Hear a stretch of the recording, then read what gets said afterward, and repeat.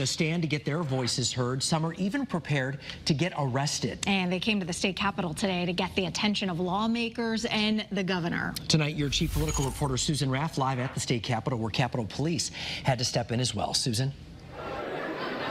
That's right, Mark. In fact, this is something that you really don't see every day, certainly at the state capitol. What you're looking at is more than 100 educators from around the state who have come here to the state capitol with a very strong message. They want lawmakers to listen, and they want the governor to act. They want more money in the state budget. Now, lawmakers have come to the table with millions of dollars.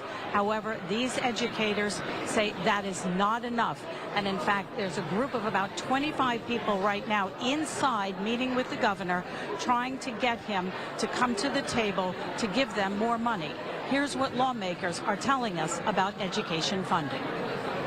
I don't know what their asks are, but in terms of educational investments, we finally hit the ECS peak from what we promised some years ago. And then number two, we're probably dumping another $75 million in special ed. We have not fully funded the formula, so the foundation levels are still lower than I think where everyone would like them to be, and that is always a hot topic.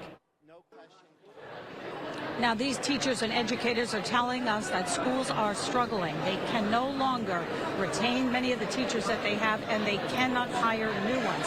In fact, the situation is pretty drastic in New Haven. In June, they may be talking about layoffs because of the deficit that they're now facing.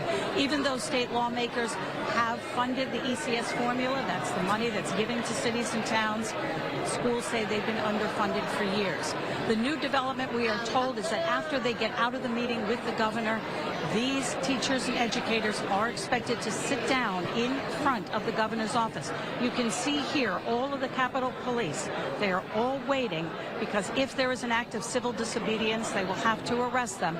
This may seem a bit drastic, but these educators say this is what it takes if they want to get their message across and get more money for education.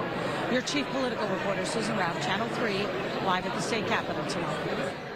Susan, thank you.